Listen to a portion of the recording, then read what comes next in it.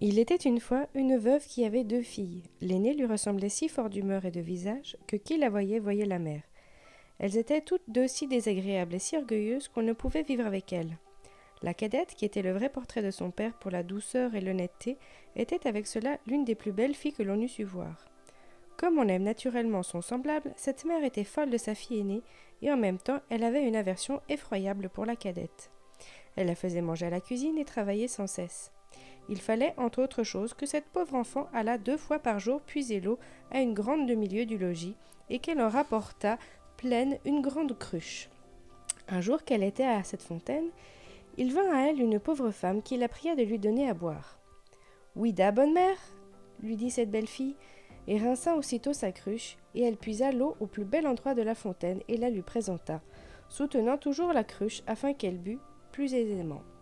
La bonne femme ayant bu lui dit « Vous êtes si belle et si bonne et si honnête que je ne puis m'empêcher de vous faire un don, car c'était une fée qui avait pris l'apparence d'une pauvre femme de village pour voir jusqu'où irait l'honnêteté de cette jeune fille.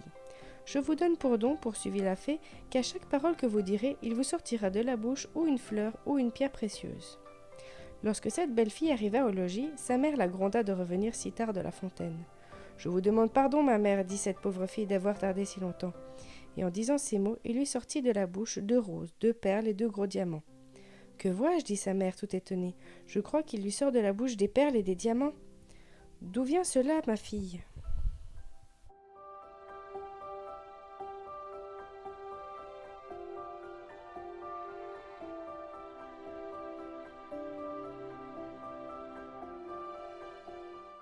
Ce fut là la première fois qu'elle l'appela sa fille. La pauvre enfant lui raconta naïvement tout ce qui lui était arrivé, non sans jeter une infinité de diamants. « Vraiment, dit la mère, il faut que j'y envoie ma fille. Tenez, Fanchon, voyez ce qu'il sort de la bouche de votre sœur quand elle parle. Ne seriez-vous pas bien aise à d'avoir le même don ? Vous n'avez qu'à aller puiser de l'eau à la fontaine, et quand cette pauvre femme vous demandera à boire, vous lui en donnerez bien honnêtement. »« Il me fera beau voir, répondit la brutale, d'aller à la fontaine. Je veux que vous y alliez, reprit la mère, et à tout à l'heure. Elle y alla, mais toujours en grondant. Elle prit le plus beau flacon d'argent qu'elle fut dans le logis.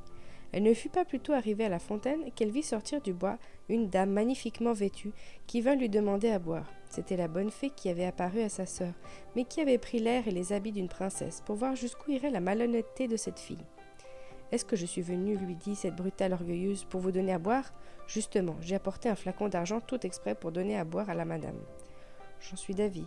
Buvez à même si vous voulez. » « Vous n'êtes guère honnête, reprit la fée, sans se mettre en colère. Eh bien, puisque vous êtes si peu obligeante, je vous donne pour don qu'à chaque parole que vous direz, vous sortira de la bouche ou un serpent ou un crapaud. » D'abord que sa mère l'aperçut, elle lui cria « Eh bien, ma fille !»« Eh bien, ma mère !» lui répondit la brutale, en jetant 2 vipères et 2 crapauds. « Au ciel !» s'écria la mère, « que vois-je là ?